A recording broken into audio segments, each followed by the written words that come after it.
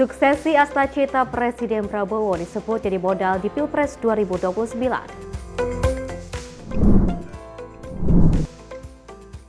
Amerika Serikat luncurkan serangan ke pusat detensi migran di Yaman.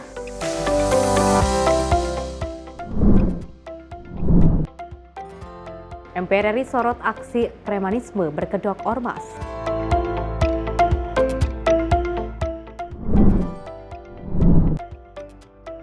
...844 BUMN resmi bergabung di Danantara Indonesia.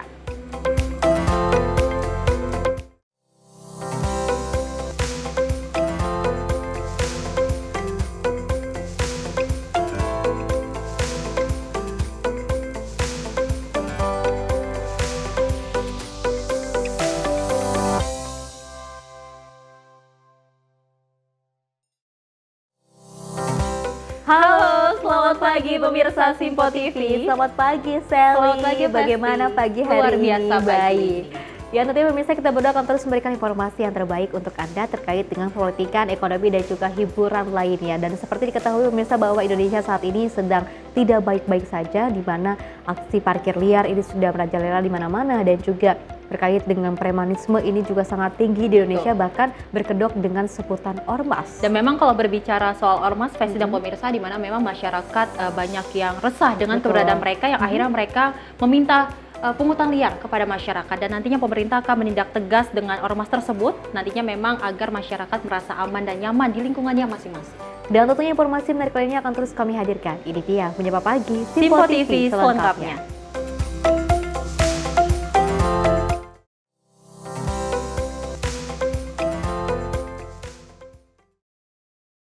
Pemirsa, kita awali dengan berita utama. 980 calon jemaah haji Kota Bogor menjalani peragaan manasik haji massal di Stadion Pajajaran pada Minggu 27 April 2025. Kepala Seksi Penyelenggara Haji dan Umroh Kementerian Agama Kota Bogor, Indra Karmawan, menjelaskan kegiatan ini dilakukan untuk memaparkan ataupun memantapkan persiapan para calon jemaah haji menghadapi ibadah haji.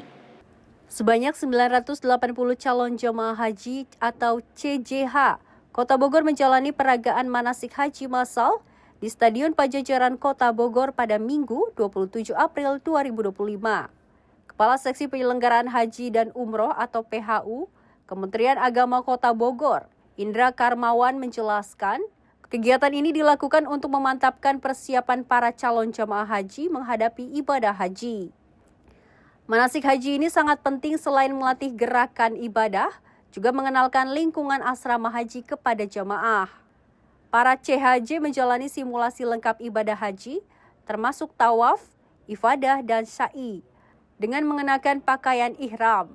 Ia menambahkan, pelatihan juga mencangkup materi non-ritual, seperti kesehatan, keamanan, hingga rukun dan wajib haji, serta panduan teknis selama di Tanah Suci Mekah. Harapannya melalui manasik ini para jemaah merasa lebih siap dan tenang dalam menjalankan ibadah haji. Kepala Seksi Penyelenggara Haji dan Umroh Kementerian Agama Kota Bogor, Indra Karmawan mengatakan, jumlah CJH Kota Bogor pada tahun ini relatif tetap dibanding tahun lalu. Namun Indra menyebut jumlah ini bisa bertambah apabila Kota Bogor menerima calon jemaah haji mutasi dari wilayah lain. CJH Kota Bogor akan diberangkatkan dalam 3 kloter berbeda. Indra menyebut CJH Kota Bogor terbagi dalam kloter 29, kloter 48, dan kloter 52.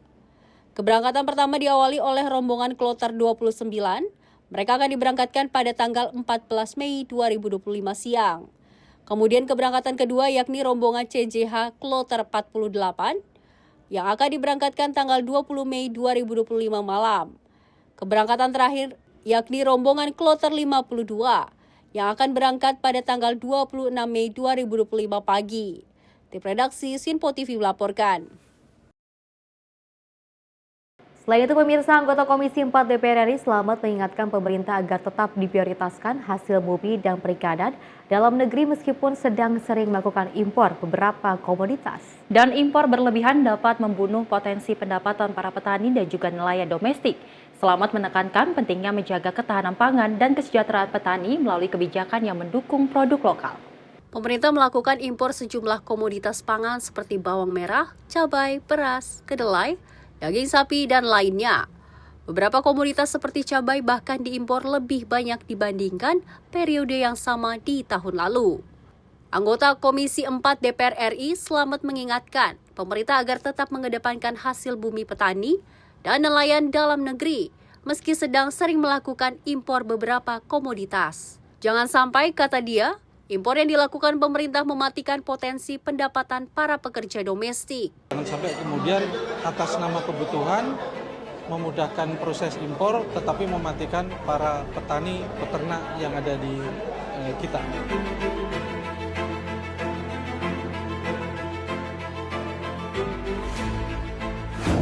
Begitu kita lakukan impor terkait dengan produk petani pasti mempengaruhi nanti kan di pasarnya itu.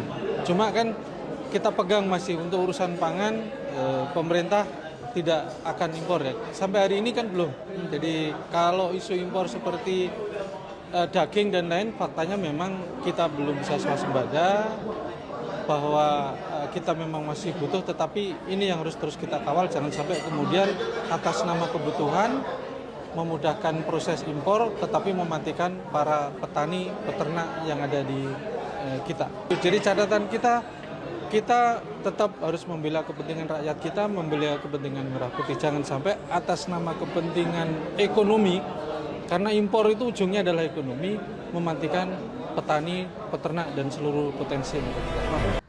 Lebih rinci, Slamet menggarisbawahi perlunya memastikan ketersediaan pangan yang memadai sebelum melakukan impor, menjaga stabilitas harga dan keuntungan bagi petani, serta mencegah kelangkaan di pasar domestik. Ia juga mendorong pemerintah untuk memberikan subsidi langsung agar produk dalam negeri tetap kompetitif terhadap barang impor. Slamet juga menegaskan bahwa pangan merupakan hak asasi warga negara dan perlu dijaga. Tim redaksi Sinpo TV melaporkan. Dari Partai Golkar, pemirsa meyakini terlaksananya seluruh program Astacita Presiden Prabowo Subianto menjadi modal ketum Partai Gerindra untuk dalam pencalonannya di Pilpres 2029. Dan dari Wakil Ketua Umum Golkar Idrus Marham ini menekankan Astacita Prabowo Subianto mampu meningkatkan kesejahteraan rakyat serta mendorong kemajuan bangsa. Wakil Ketua Umum DPP Partai Golkar Idrus Marham menyebut Prabowo Subianto berpotensi menggalang dukungan tambahan di periode kedua dengan syarat suksesnya program Astacita yang dikembangkan di pemerintahan saat ini. Idrus menilai saat ini masyarakat membutuhkan program-program yang mampu mendorong kesejahteraan hingga meningkatkan kualitas SDM. Astacita milik Prabowo diyakini dapat memberikan kehidupan yang diharapkan masyarakat. Ya, rakyat sekarang ini adalah butuh pembangunan. Rakyat sekarang ini butuh program-program nyata. Rakyat sekarang ini butuh program untuk menyelesaikan masalah rakyat. Rakyat sekarang ini butuh program-program pembangunan untuk memenuhi kebutuhan rakyat. Nah, rakyat sekarang ini juga butuh program-program sebagai implementasi daripada Astacita untuk meyakinkan bangsa Indonesia bahwa kepemimpinan Pak Prabowo ini itu akan memberikan harapan kehidupan yang lebih baik masa depan. Nah, kalau ini sudah tercipta nanti semuanya, ya kita juga punya keyakinan bahwa rakyat pasti akan beramai-ramai memberikan dukungan sepenuhnya kepada Pak Prabowo. Bukan hanya pada periode ini, bisa saja pada periode yang akan datang. Dari Jakarta, Max Ronabayu, Sinpo TV melaporkan.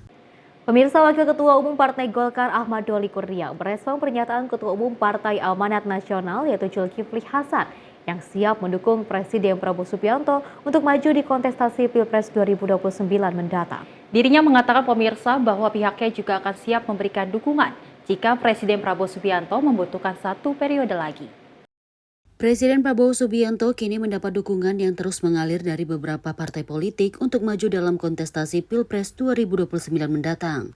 Meski kontestasi Pilpres 2029 masih terbilang lama, namun partai politik saat ini telah memikirkan untuk pencalonan presiden yang akan datang. Wakil Ketua Umum Partai Golkar Ahmad Doli Kurnia mengatakan bahwa pihaknya akan siap mendukung penuh jika Presiden Prabowo membutuhkan 1 periode lagi. Kendati demikian, dirinya menyebut kini akan berfokus terlebih dahulu untuk menyukseskan visi dan misi Presiden Prabowo, sehingga bisa terimplementasikan dengan baik kepada masyarakat selama 5 tahun ke depan. Kami dalam posisi tetap mendukung Pak Prabowo. Jadi kalau Pak Prabowo mengatakan ternyata sampai 2029 masih membutuhkan waktu ya yang lebih untuk mengimplementasikan itu, maka dibutuhkan 1 periode lagi yang memang dalam konstitusi kita dimungkinkan, Golkar akan memberikan dukungan kepada Pak Prabowo. Nah, soal mau diumumkan sekarang atau enggak itu kan urusan urusan kebijakan partai politik masing-masing. Nah, kalau kami Golkar ya dengan sikap yang seperti itu nggak usah diumumkan, tidak ada masalah gitu. Bahkan sekarang harusnya salah satu bentuk atau wujud dukungan kita terhadap Pak Prabowo dan semua visi dan programnya itu, ya kita harus sukses selama 5 tahun ini.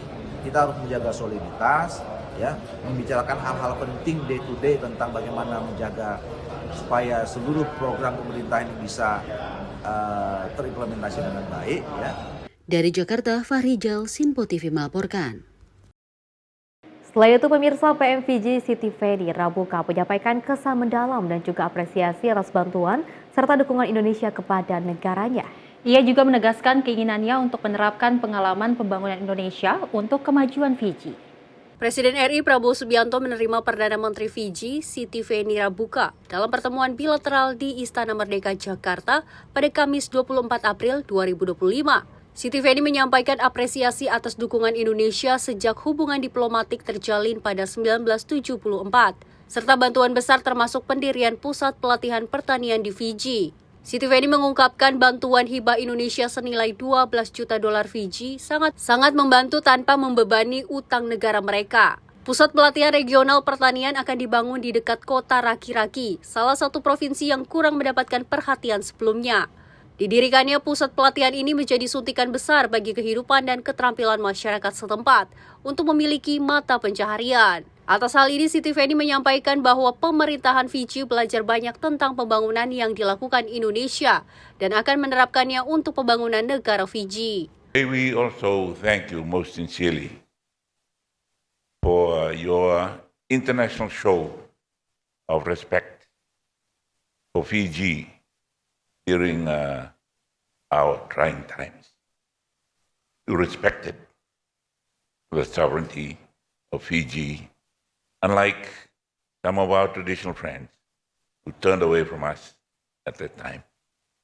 You have been a very steady friend, a steady diplomatic friend, a steady cooperation friend since we established diplomatic relationships in 1974.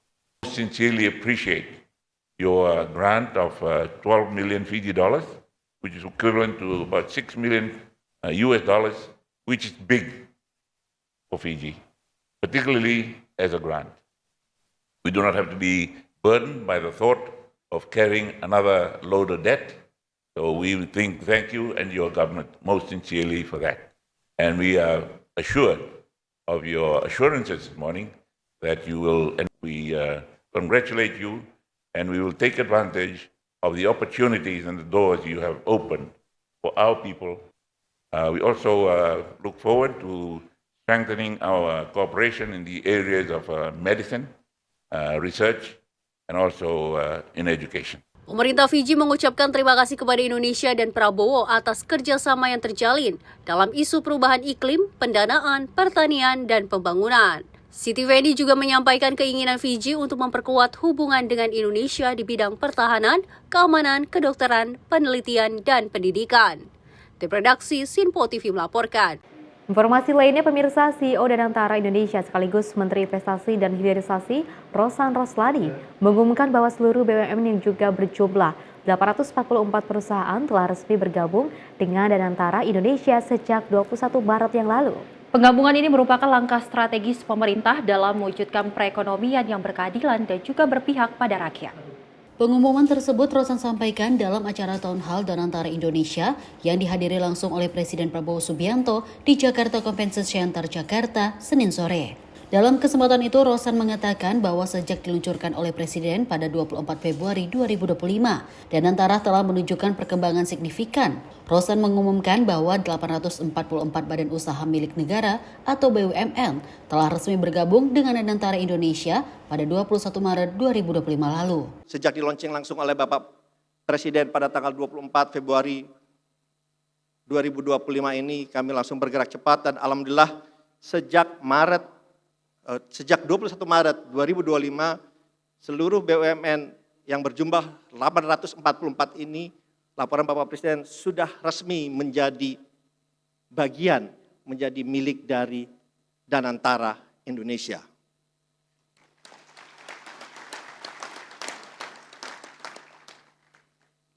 Dan sesuai juga dengan arahan yang selalu disampaikan oleh Bapak Presiden kepada kami bahwa Danantara ini adalah penjabaran dari pasal 33. Perekonomian disusun sebagai usaha bersama berdasar atas azas kekeluargaan. Perekonomian Indonesia disusun, bukan tersusun. Tersusun kita menyerahkan kepada mekanisme pasar sepenuhnya.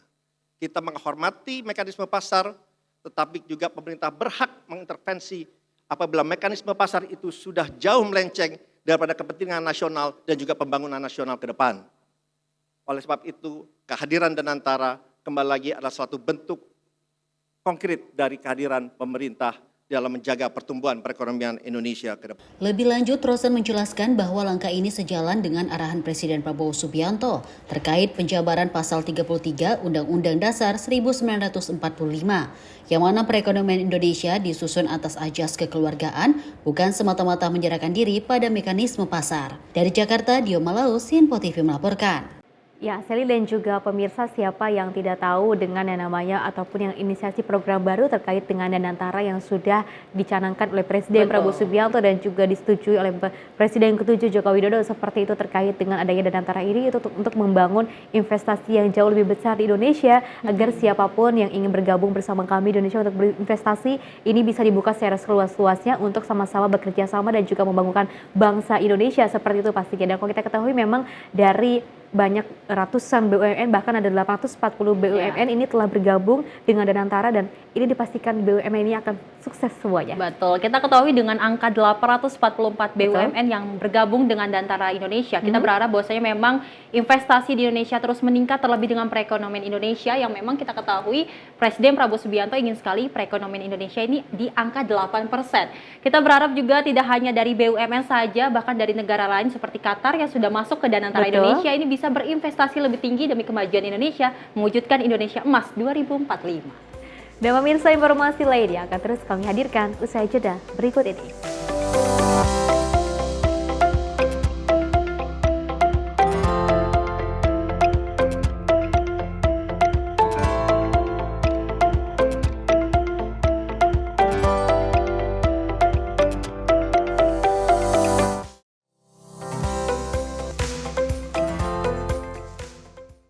Halo, selamat pagi pemirsa Sinpo TV, selamat pagi Andi. Selamat pagi, Fen. Beragam informasi terbaru hadir menemani Anda sebelum memulai hari.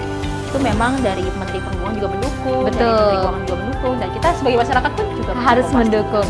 Mengangkat isu yang tengah menjadi pembicaraan paling hangat. Semarakan pagi Anda bersama Menyapa Pagi. Setiap Senin hingga Jumat pukul 6 pagi. Hanya di Sinpo TV.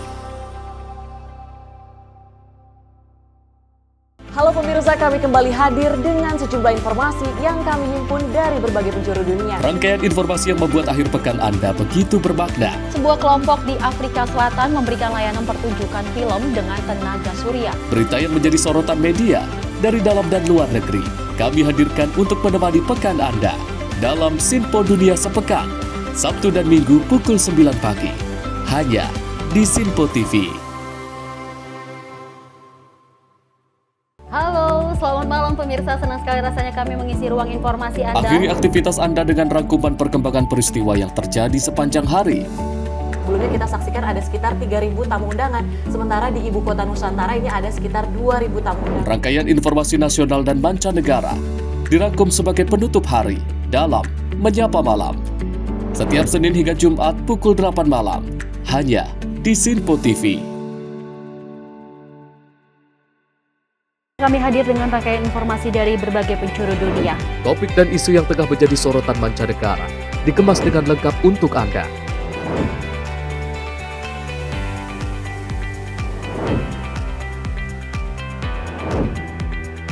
Peristiwa penting yang terjadi dari berbagai belahan dunia ini hadir dalam Sinpo Dunia setiap Senin hingga Jumat pukul 7:30 malam, hanya di Sinpo TV.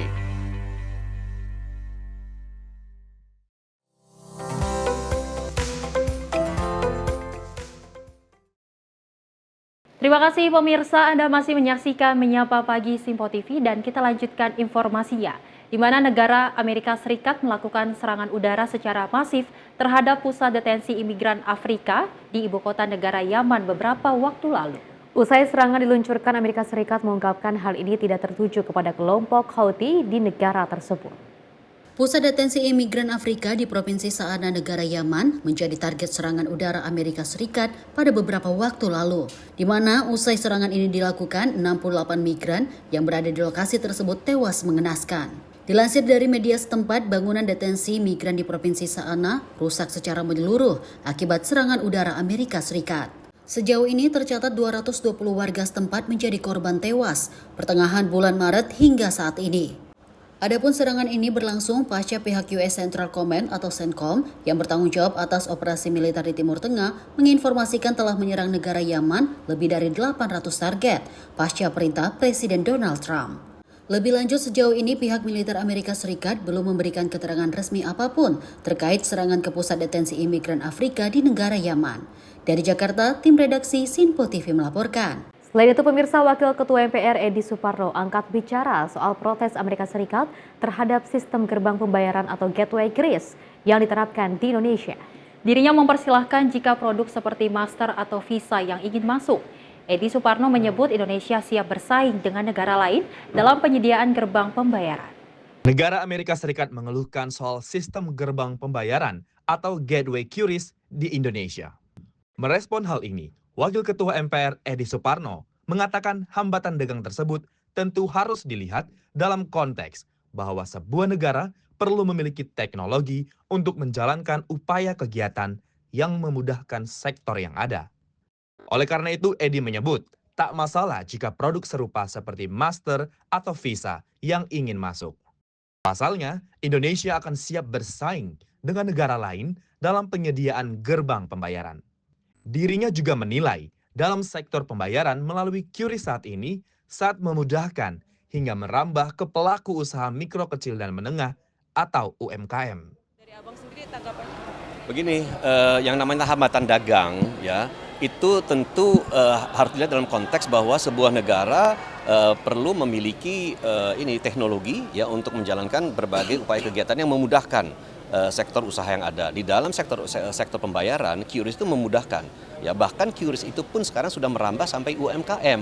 Ya, jadi saya kira kalaupun gateway pembayaran seperti misalkan saja Visa atau Master yang mau masuk aja ke sektor ini, nggak apa-apa. Bersaing tapi, gitu. Ya, saya kira kita pun di negara-negara lain bersaing kok dengan sistem pembayaran atau dengan produk dan jasa lainnya. Jadi saya kira persaingan ini bisa terbuka dan tidak ada dalam hal ini kelonggaran atau kekhususan dispensasi atau prioritas yang diberikan oleh pemerintah kepada QRIS dibandingkan dengan sistem pembayaran lainnya. Preferensi masyarakat lah yang saat ini sangat luas menggunakan QRIS. Gitu. Dari Jakarta, Fahrizal Davarizkiano, Sinpo TV melaporkan. Selain itu, pemirsa, kebijakan keimigrasian oleh Amerika Serikat diterapkan pemerintah Indonesia telah berkoordinasi dengan 6 perwakilan yang ada di negara paman SAM tersebut. Meskipun WNI yang berada di Amerika Serikat berstatus undocumented, pemerintah memastikan hak dan keamanannya terjamin. Pemerintah Indonesia memastikan warga negara Indonesia yang terdampak kebijakan keimigrasian Amerika Serikat mendapat pendampingan hukum yang ada.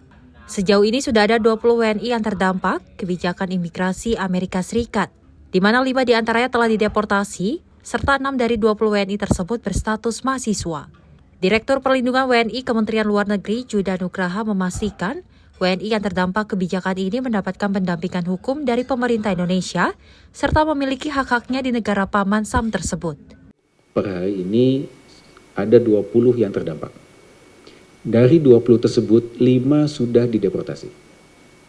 Dari 20 tersebut, 6 adalah mahasiswa.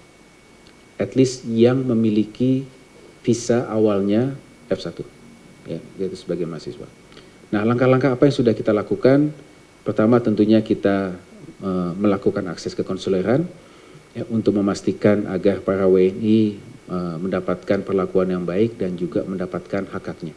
Jadi ketika warga negara Indonesia mengalami penahanan oleh otoritas imigrasi Amerika Serikat, ICE, mereka tetap memiliki hak sesuai dengan hukum yang ada di Amerika Serikat. Antara lain satu, mereka berhak untuk menghubungi perwakilan RI, ya. Kemudian mereka berhak untuk mendapatkan akses ke konsuleran dari perwakilan RI, mereka berhak untuk mendapatkan pengacara, mereka berhak untuk tidak memberikan keterangan tanpa pendampingan pengacara. Dengan kepastian ini, WNI yang berada di Amerika Serikat tetap mematuhi rangkaian aturan yang ada dengan didampingi bantuan hukum dari pemerintah Indonesia. Dari Jakarta, Max, juru kamera Randika, tim liputan Simpo TV. Informasi lainnya, pemirsa, warga desa Rawoyoso, Kabupaten Pekalongan heboh dengan munculnya aliran air jernih yang mereka kira air berkah. Namun setelah penyelidikan pemirsa, pihak PDAM menemukan bahwa air tersebut berasal dari kebocoran pipa distribusi air bersih dan petugas segera menghentikan aliran air PDAM tersebut. Sebuah kejadian tak terduga menghebohkan warga desa Rawoyoso, Kecamatan Wonokerto, Kabupaten Pekalongan pada Minggu 20 April dini hari. Aliran air jernih yang tiba-tiba muncul membuat warga berbondong-bondong mendatangi lokasi tersebut, meyakini bahwa air tersebut merupakan air berkah. Namun setelah dilakukan penyelidikan, fakta mengejutkan terungkap. Sebelumnya berdasarkan video yang diunggah, terlihat banyak warga yang membawa ember dan jerigen. Warga mengatakan awalnya aliran air itu kecil, semakin lama alirannya semakin deras. Warga percaya bahwa air tersebut adalah berkah karena alirannya yang deras dan tampak bersih. Beberapa bahkan mengaku merasakan manfaat setelah menggunakannya, sehingga kejadian ini semakin membuat heboh masyarakat setempat. Namun setelah dilakukan penelusuran, pihak PDAM menemukan bahwa aliran air tersebut berasal dari pipa milik mereka yang mengalami kebocoran. Petugas PDAM segera mematikan aliran dari pipa yang rusak, dan begitu itu dilakukan, air pun berhenti mengalir. Ternyata air yang dianggap sebagai berkah tersebut sebenarnya hanya kebocoran jaringan distribusi air bersih yang tidak terdeteksi sebelumnya. Setelah kejadian tersebut, suasana di lokasi kembali normal. Warga yang sebelumnya memadati area tersebut kini sudah tak lagi terlihat, dan kejadian tersebut menjadi pelajaran bagi masyarakat untuk lebih berhati-hati dalam menyikapi fenomena alam yang terjadi di sekitar mereka. Tim redaksi Sinpo TV melaporkan. Dari Menteri P2MI Abdul Qadir Karting memberikan apresiasi kepada Kapolda Kepulauan Riau bersama jajaran yang telah memperkarsai deklarasi bersama pencegahan dan juga pemberantasan pekerja migran ilegal dan juga TPPO. Kepulauan Riau dinilai telah lama menjadi titik rawan pekerja migran Indonesia secara ilegal.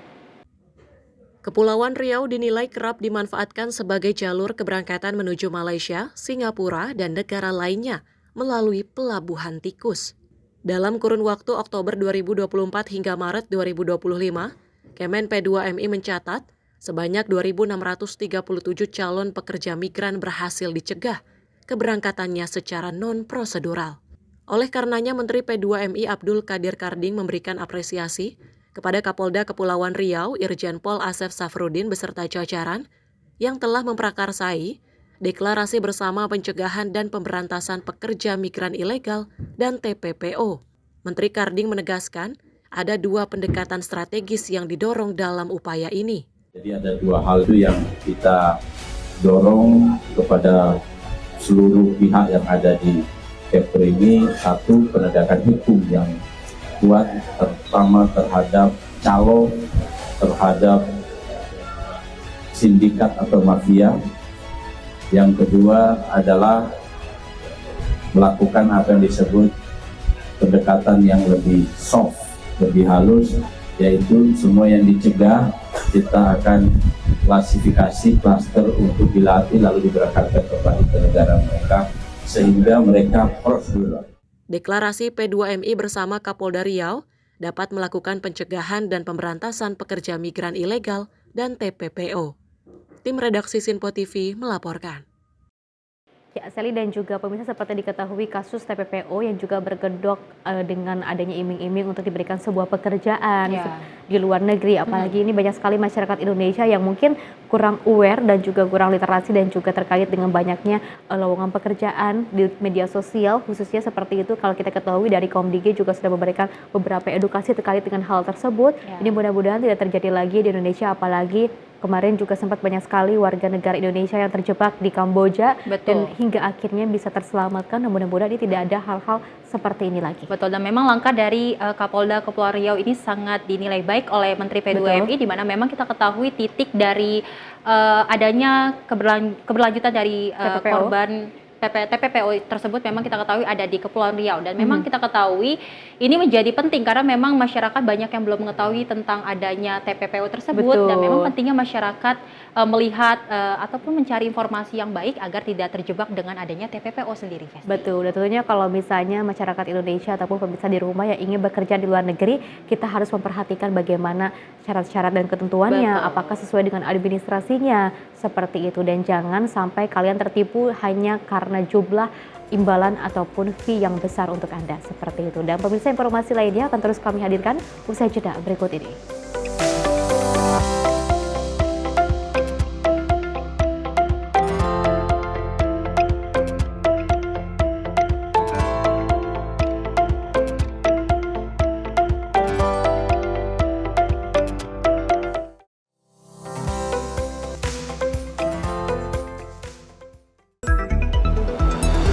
Jadilah yang pertama mengetahui perkembangan terkini seputar informasi dari lembaga parlemen. Punya data nasional, tidak ada satupun backup berarti kan? Tiba-tiba ada putusan yang nggak masuk akal dan seperti ini gitu. Kita biarkan rekomendasi kepada KPK, periksa! Kami hadirkan informasi paling akurat untuk mengawal setiap informasi dalam rapat komisi dan paripurna. Tentunya bersama saya Andi Rezaldi yang telah kami rangkum dalam program Sinpo Parlemen. Saya Arif Tufan. Saksikan Sinpo Parlemen setiap Sabtu pukul 6 pagi hanya di Sinpo TV. Kami hadir dengan rangkaian informasi dari berbagai penjuru dunia. Topik dan isu yang tengah menjadi sorotan mancanegara dikemas dengan lengkap untuk Anda.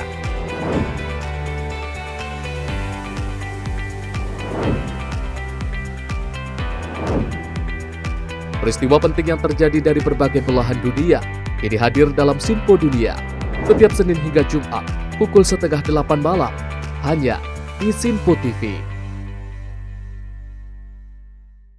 Pemirsa, Sinpo TV kembali hadir menemani Anda dengan berbagai informasi yang telah kami rangkum dalam sepekan. Sajian lengkap informasi sepekan kami hadirkan untuk Anda. Badan Legislasi DPR menemui masa unjuk rasa di depan gedung DPR RI Senayan, Jakarta. Menemani akhir pekan Anda bersama keluarga dengan rangkuman berita menyeluruh dalam Sinpo Sepekan setiap minggu pukul 6 pagi hanya di Sinpo TV.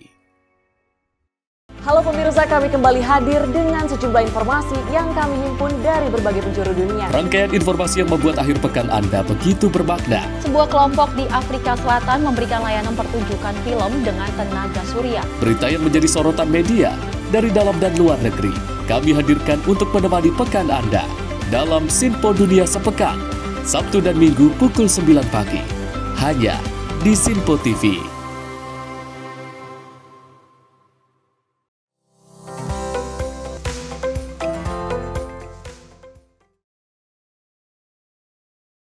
Selamat pagi pemirsa, Anda masih menyaksikan Menyapa Pagi Sinpo TV dan kita lanjutkan informasinya. Di mana Wakil Ketua Komisi 12 DPR RI Bambang Haryadi meninjau langsung kawasan wisata prioritas nasional Labuan Bajo, Kabupaten Manggarai Barat, Nusa Tenggara Timur dalam memenuhi aspek analisis mengenai dampak lingkungan atau AMDAL. Dalam kunjungannya, Wakil Ketua DPR RI Komisi 12 menyoroti pentingnya pengelolaan lingkungan yang baik di tengah masifnya pembangunan sektor pariwisata di Labuan Bajo. Dan ia juga mengingatkan bahwa keberhasilan pengembangan destinasi wisata harus sejalan dengan prinsip pembangunan yang berkelanjutan. Labuan Bajo, Kabupaten Manggarai Barat, Nusa Tenggara Timur dalam memenuhi aspek analisis mengenai dampak lingkungan. Hal ini disampaikan Wakil Ketua Komisi 12 DPR RI Bambang Haryadi saat meninjau langsung kawasan wisata prioritas nasional tersebut. Dalam kunjungannya, Bambang menyoroti pentingnya pengelolaan lingkungan yang baik di tengah masifnya pembangunan sektor pariwisata di Labuan Bajo. Ia mengingatkan bahwa keberhasilan pengembangan destinasi wisata harus sejalan dengan prinsip pembangunan berkelanjutan. Komisi 12 yang juga membidangi isu lingkungan hidup menaruh perhatian terhadap peningkatan jumlah wisatawan dan investasi di wilayah ini. Menurut Bambang, arus kunjungan yang meningkat harus diimbangi dengan penataan lingkungan dan kepatuhan terhadap regulasi AMDAL. Politisi fraksi Partai Gerindra ini menyebut bahwa beberapa waktu lalu sempat terjadi persoalan sampah di salah satu destinasi wisata sekitar Labuan Bajo, yang sampai saat ini melibatkan pejabat tinggi di Kementerian Pariwisata untuk turun tangan. Kondisi tersebut menjadi alarm bagi Komisi 12 untuk turun langsung memantau pengelolaan lingkungan di kawasan ini. Beberapa waktu yang lalu kami mendengar banyaknya sampah dan juga waktu itu ada Wakil Menteri Pariwisata sampai ikut membersihkan sampah di salah satu objek wisata di Labuan Bajo, khususnya di Padar ya kalau nggak salah. Nah, kami setelah mendengar itu, kami sebagai komisi yang membidangi lingkungan hidup, kami turun ke sini untuk memastikan bahwa pengelolaan lingkungan baik dari sisi AMDAL-nya terkait investasi-investasi yang sangat agresif dan cukup masif di Labuan Bajo ini cukup baik untuk pembangunan bangsa kita ke depan, bisa menyerap tenaga kerja, tapi kita juga tetap harus mempertimbangkan aspek pengelolaan lingkungannya, khususnya terhadap AMDAL-nya gitu. Dan kami kemarin melihat salah satu hotel di sini, mereka juga dalam pengelolaan AMDAL-nya cukup baik. Kita berharap hotel-hotel yang lain atau pengelola wisata yang lain dapat melakukan hal yang sama seperti yang dilakukan kemarin yang salah satu yang kita kunjungi. Lebih lanjut, Bambang menyatakan bahwa Komisi 12 akan terus mendorong para pelaku usaha wisata, termasuk pengelola kapal wisata dan hotel, agar berkomitmen terhadap aspek ramah lingkungan, termasuk dalam hal pengelolaan limbah. Tim redaksi Simpo TV melaporkan. Pemirsa, Komisi 9 DPR RI mengadakan RDPU atau Rapat Dengar Pendapat Umum bersama Fakultas Kesehatan Masyarakat Universitas Indonesia terkait dengan usulan perbaikan regulasi dan implementasi program kesehatan. Dan dari anggota Komisi 9 DPR RI, Edi Wuryanto, ini menyoroti realita di lapangan, bagaimana akses dan juga kualitas layanan BPJS yang belum merata, terutama di daerah terpencil. Komisi 9 DPR RI mengadakan RDPU bersama Fakultas Kesehatan Masyarakat Universitas Indonesia terkait usulan perbaikan regulasi dan implementasi program kesehatan. Dalam pertemuan ini, anggota Komisi 9 DPR RI Edi Wuryanto menyoroti sejumlah isu penting yang menjadi fokus bersama antara Komisi 9 dan mitra sektor kesehatan. Salah satunya anggota Komisi 9 DPR RI Edi Wuryanto menyoroti realita di lapangan, bagaimana akses dan kualitas layanan BPJS yang belum merata, terutama di daerah terpencil.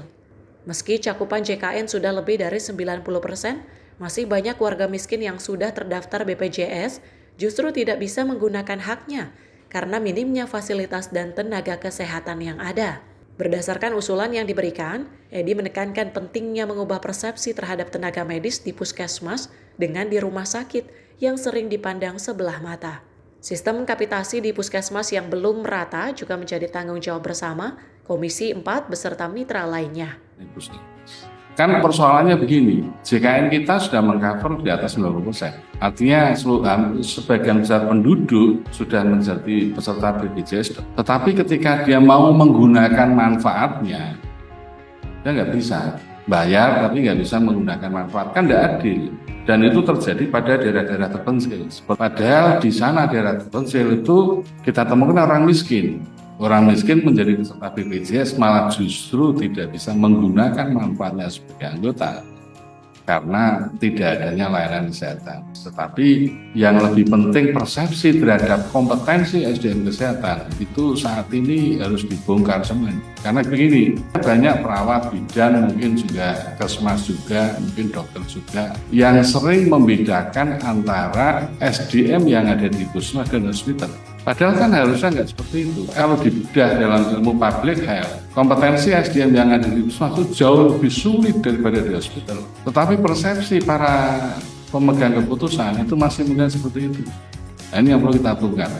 Termasuk juga sistem kapitasi yang ada di puskesmas. Kan Anda ingin mengkaitkan dengan kinerja, berbasis kinerja, tidak sama rata. Kalau di Jakarta dengan di Jambi tentu beda dong. Effortnya juga beda. Biaya operasionalnya juga beda. Tapi kalau disamaratakan nanti orang bekerja baik dan tidak baik sama saja. Ini nggak fair. Jadi apa yang disampaikan Pihak FKM UI menyambut baik kesempatan ini. Seorang perwakilan dosen menyampaikan apresiasi atas ruang dialog tersebut, serta membuka peluang kerjasama lanjutan dengan Komisi 9 DPR RI. Ia juga memperkenalkan mahasiswa S2 dari berbagai latar belakang dan daerah yang turut hadir dalam rapat. Selain itu, isu layanan kesehatan peduli remaja juga menjadi sorotan. Edi menilai perlunya edukasi dan pendekatan layanan yang lebih sesuai bagi generasi muda, termasuk mahasiswa. Ia menyampaikan keprihatinan terhadap kesenjangan persepsi antar generasi dalam pola pergaulan dan akses layanan kesehatan. Tim redaksi Sinpo TV melaporkan. Pemirsa, Direktur Pemasaran PT PAL Indonesia Wiono Komojoyo menyampaikan sejumlah poin penting terkait dengan komitmen perusahaan dalam mempercepat industrialisasi di sektor maritim Indonesia. Hal ini tentu disampaikan Direktur Pemasaran PT PAL Indonesia usai acara bisnis gathering di Hotel Borobudur, Jakarta pada Senin 28 April 2025. Wiono Komojojo menjelaskan adanya acara bisnis gathering merupakan wujud komitmen PT PAL Indonesia dalam mempercepat industrialisasi di sektor maritim. Langkah ini akan memperkuat ekonomi nasional dan membuka lapangan pekerjaan yang luas, serta memicu diversifikasi industri turunan. Menteri Pendidikan Tinggi, Ilmu Pengetahuan dan Teknologi Indonesia, Brian Yuliarto juga turut hadir dalam acara ini untuk memberikan dukungan pemerintah terhadap pengembangan sumber daya manusia dan bisa bersaing secara global. PT PAL juga menjalin kerjasama strategis dengan Krakatau Steel untuk menciptakan ekosistem rantai pasok yang kuat. PT PAL berharap dapat mendorong tumbuhnya industri manufaktur komponen kapal di dalam negeri, termasuk mesin-mesin utama, sehingga mengurangi ketergantungan impor dan meningkatkan tingkat komponen dalam negeri atau TKDN. Kemudian kehadiran Bapak Menteri Pendidikan itu adalah sebagai bentuk dukungan pemerintah terkait pemberdayaan sumber daya manusia dan untuk bisa bersaing secara global. Karena di dalam industri maritim itu dibutuhkan tenaga-tenaga expert di bidang engineering, di mana semua disiplin ilmu di bidang perkapalan. Kemudian yang terakhir ada dua, yaitu kerjasama dengan Krakatau Steel yang saat ini sudah kita kerjasama dengan Krakatau Steel dengan skema industrialisasi yang sedang kita bangun. Kita akan jadikan sebuah ekosistem rantai pasok, di mana kita hanya saat ini yang kita kerjasama dengan Krakatau Steel hanya parsial, namun kita akan buat paket keseluruhan kebutuhan kapal yang akan dibangun, kita sinergikan dengan Krakatau Steel sehingga kebutuhan seluruh kapal-kapal yang akan dibangun bisa diproduksi steel plate-nya dari dalam negeri. Itu salah satu goal dari bisnis gathering ini sebagai langkah percepatan agar TKDN kita bisa terangkat, maka industri di dalam negeri akan berkembang karena saat ini skala keekonomian untuk membangun pabrik-pabrik komponen kapal di dalam negeri masih belum memenuhi. Apabila semua itu kita jadikan satu industri kebutuhan, semua kita jadikan satu, maka skala ekonomi akan masuk. Demikian. Wiono menyampaikan hal ini merupakan salah satu goals dari acara bisnis gathering yang diharapkan dapat meningkatkan skala perekonomian industri komponen kapal dan mendorong pertumbuhan industri maritim secara keseluruhan. Dari Jakarta, Konita Putri, Rona Bayu, Sinpo TV melaporkan.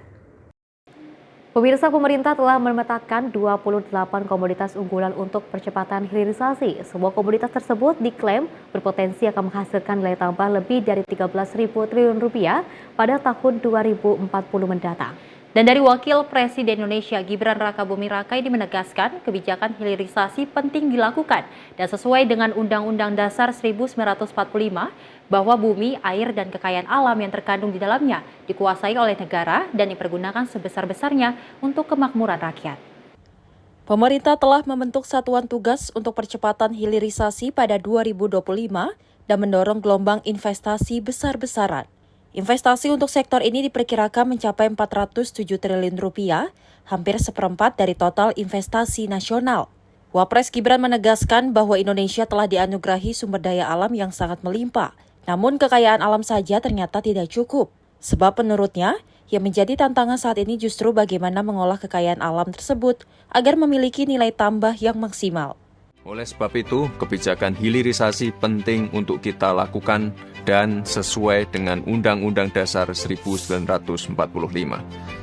Bahwa bumi dan air dan kekayaan alam yang terkandung di dalamnya dikuasai oleh negara dan dipergunakan untuk sebesar-besarnya untuk kemakmuran rakyat. Ini adalah arah yang saat ini sedang Indonesia tempuh. Dan Bapak Presiden Prabowo secara tegas menyampaikan bahwa hilirisasi itu kunci kemakmuran dan harus dilakukan di semua komoditas unggulan untuk kesejahteraan rakyat Indonesia. Gibran pun menegaskan bahwa kebijakan hilirisasi adalah jalan yang sah dan wajib ditempuh demi kemakmuran rakyat.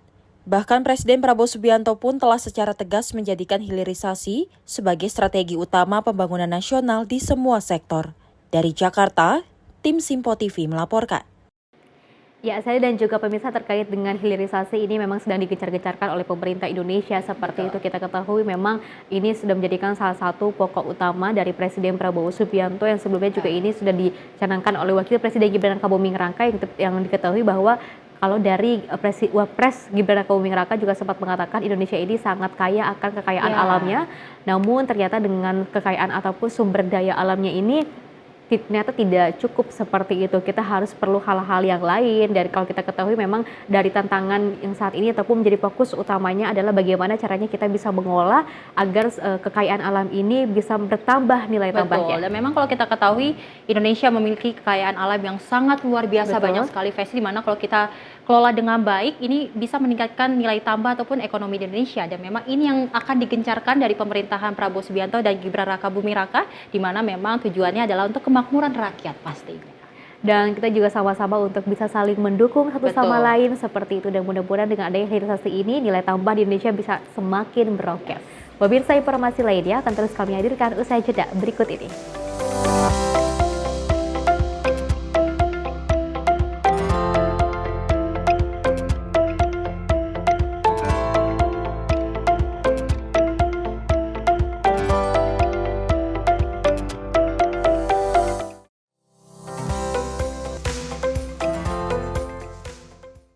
Halo, selamat pagi pemirsa Simpo TV. Selamat pagi Andi. Selamat pagi Fes. Beragam informasi terbaru hadir menemani Anda sebelum memulai hari.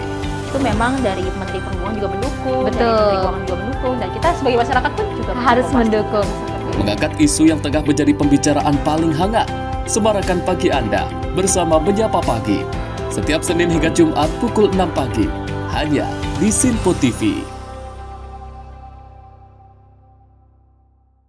Halo pemirsa, kami kembali hadir dengan sejumlah informasi yang kami himpun dari berbagai penjuru dunia. Rangkaian informasi yang membuat akhir pekan Anda begitu bermakna. Sebuah kelompok di Afrika Selatan memberikan layanan pertunjukan film dengan tenaga surya. Berita yang menjadi sorotan media dari dalam dan luar negeri.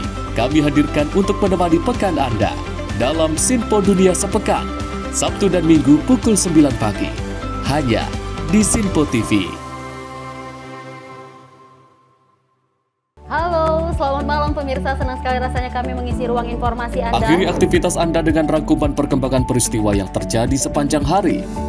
Sebelumnya kita saksikan ada sekitar 3.000 tamu undangan, sementara di Ibu Kota Nusantara ini ada sekitar 2.000 tamu undangan. Rangkaian informasi nasional dan mancanegara dirangkum sebagai penutup hari dalam Menyapa Malam. Setiap Senin hingga Jumat pukul 8 malam, hanya di Simpo TV. Kami hadir dengan rangkaian informasi dari berbagai penjuru dunia.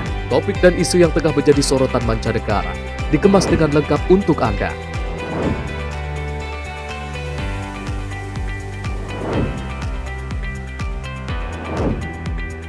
Peristiwa penting yang terjadi dari berbagai belahan dunia ini hadir dalam Simpo Dunia setiap Senin hingga Jumat pukul 7:30 malam hanya di Simpo TV.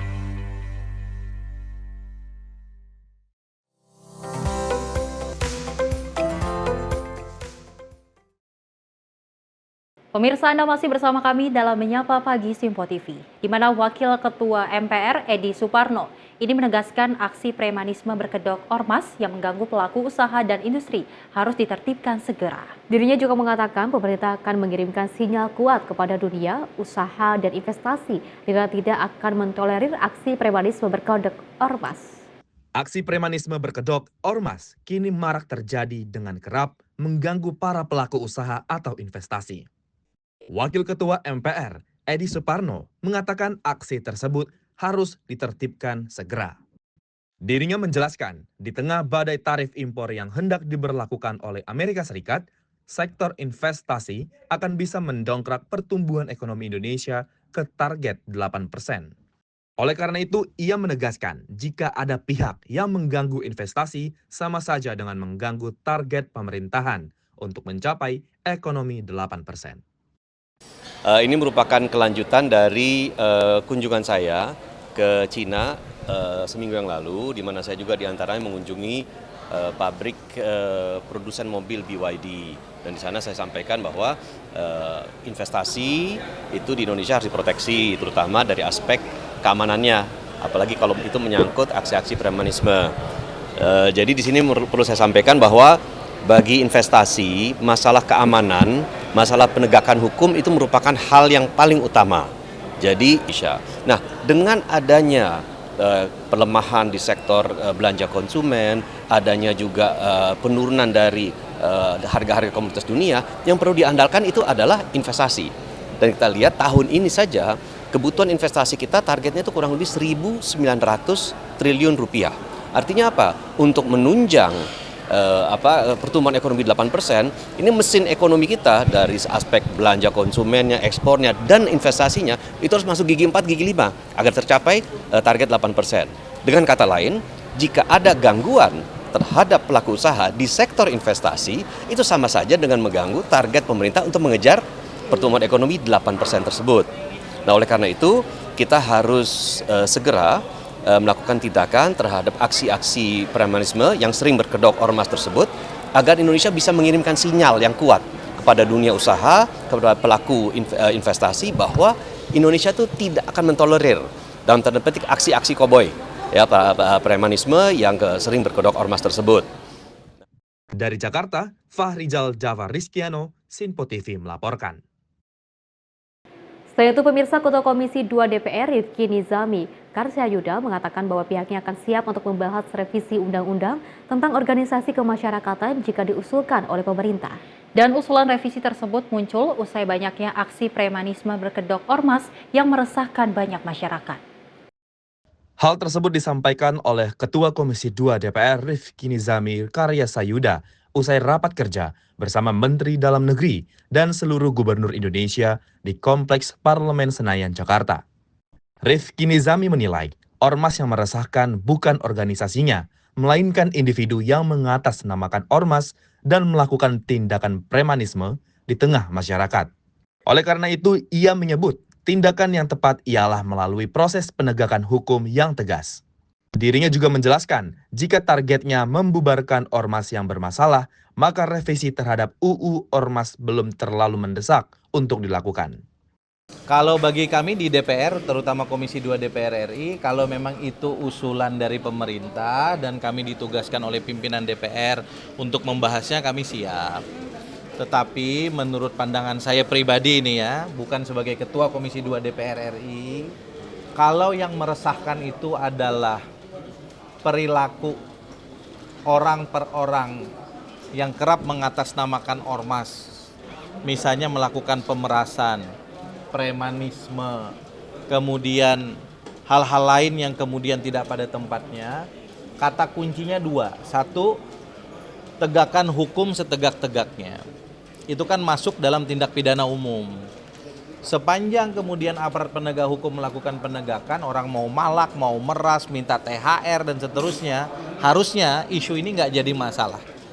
Tetapi kalau memang betul ini adalah perilaku secara kolektif kelembagaan institusional ormas, Undang-Undang Nomor 17 Tahun 2013 tentang ormas, itu kan sebetulnya sudah memberikan mandatori kepada pemerintah, baik pemerintah pusat maupun pemerintah daerah untuk melakukan pengawasan, termasuk di dalamnya pembubaran terhadap ormas itu sendiri. Kita tahu pemerintah pernah punya pengalaman membubarkan ormas, dan undang-undangnya kan undang-undang yang sekarang. Artinya kalau targetnya adalah membubarkan ormas-ormas yang bermasalah, menurut pandangan saya pribadi, revisi terhadap undang-undang ormas belum terlalu urgen. Dari Jakarta, Fahrizal Ahmad Amin, Sinpo TV melaporkan.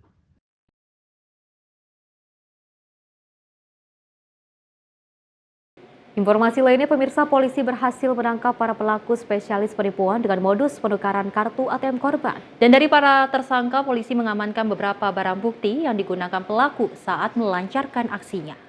Satuan Reserse Kriminal Polresta Bogor Kota berhasil mengamankan 3 orang pelaku tindak pidana penipuan dan penggelapan dengan modus penukaran kartu ATM. Menurut Kasat Reskrim Polresta Bogor Kota, AKP Aji Risnaldi Nugroho, para pelaku tersebut yakni J, DR, dan AP, diduga kuat terlibat dalam aksi penipuan yang terjadi pada Rabu 16 April 2025, sekitar jam 7.15 pagi di salah satu ATM bank yang ada di daerah Kota Bogor.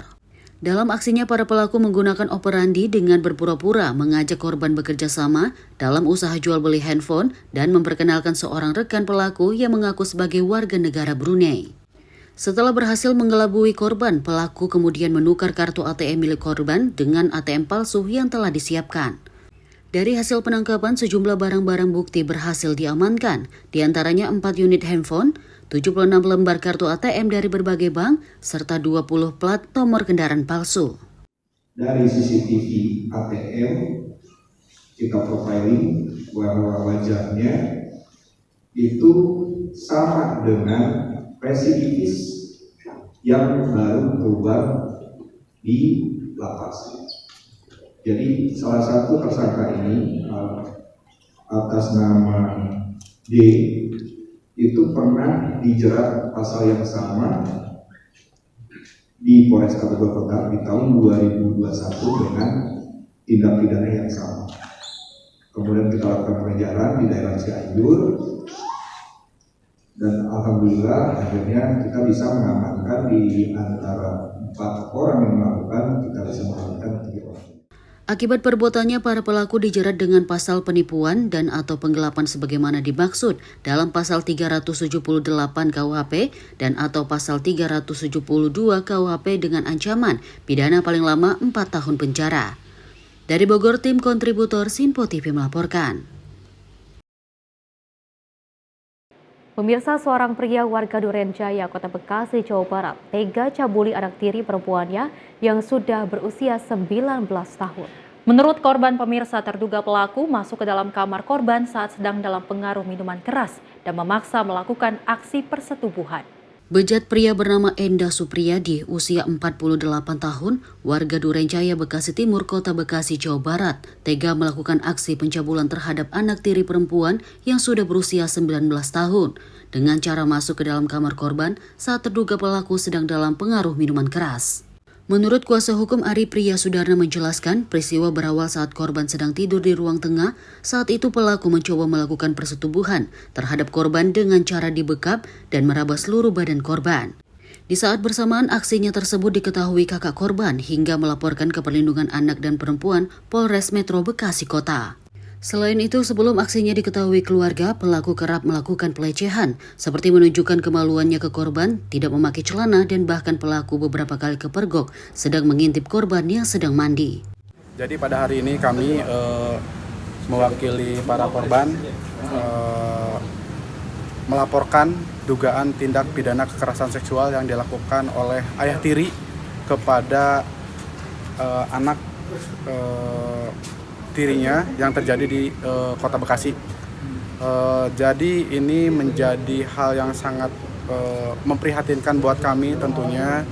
Juga ini berita yang sangat memalukan karena selalu terjadi dan terjadi lagi. Bagaimanapun juga kita sangat mengutuk keras dugaan atau perlakuan tindakan kekerasan seksual kepada siapapun tanpa kecuali, baik itu anak-anak di bawah umur ataupun mereka sebagai perempuan yang seharusnya kita jaga marwahnya, kita jaga keamanannya. Kini korban mengalami trauma lantaran takut pelaku balik ke rumah.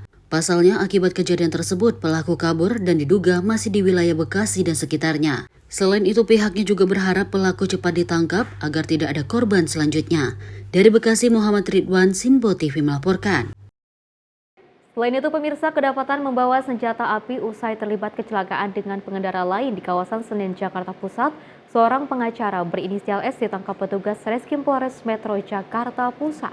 Selain sebucuk pistol jenis Makarov kaliber 7,65 mm tanpa surat izin resmi, Polisi juga mendapati senjata laras panjang model Mimis Airsoft Gun rakitan jenis HS, serta narkoba jenis sabu-sabu dan juga ganja. Rumah seorang pengacara berinisial S di kawasan Cipinang, Jakarta Timur pagi tadi digeledah petugas Reserse Kriminal Polres Metro Jakarta Pusat. Seluruh ruangan di rumah tersebut termasuk kamar tidur pengacara S tak luput dari penggeledahan. S harus berurusan dengan polisi lantaran tertangkap tangan membawa senjata api usai terlibat kecelakaan dengan pengendara lain di kawasan Senen, Jakarta Pusat pada Jumat 25 April kemarin. Polisi yang melihat adanya benda mirip senjata api di pinggang S langsung melakukan penggeledahan dan didapati sepucuk senjata api jenis Makarov kaliber 7,65 mm yang tanpa surat izin resmi. Selain itu, dari dalam mobil pengacara S juga didapati senjata laras panjang model Mibis, airsoft gun rakitan jenis HS, serta 1 klip narkoba jenis sabu-sabu, 1 klip ganja, 1 buah pipet, 9 butir obat keras, dan 9 ponsel. Oknum pengacara itu kini masih menjalani pemeriksaan di ruang penyidik Polres Metro Jakarta Pusat dan telah dijadikan tersangka atas kepemilikan senjata api ilegal dan narkoba. Dari Jakarta, Muhammad Heri Mustafa, Sinpo TV melaporkan.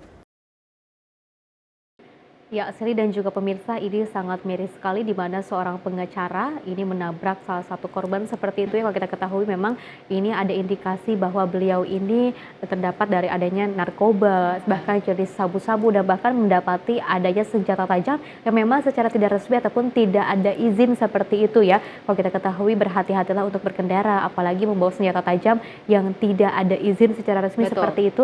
Ini harus diselidiki secara cepat seperti itu ya, agar tidak ada hal-hal yang tidak diinginkan. Dan ini menjadi perhatian juga bagi pengendara lain untuk selalu berhati-hati menggunakan kendaraannya. Betul. Dan memang jangan bersifat arogan di jalan, karena memang kita ketahui keselamatan ini tidak hanya untuk diri sendiri, melainkan juga untuk orang lain. Dan terlebih untuk narkoba, kita juga mengimbau kepada masyarakat untuk menjauhi segala bentuk narkoba, karena memang ini akan merusak masa depan kalian. Dan pemirsa, informasi tadi sekaligus mengakhiri jumpa kita. Saya Festi Rahmadi dan saya Selis Regar. Terima kasih dan sampai jumpa.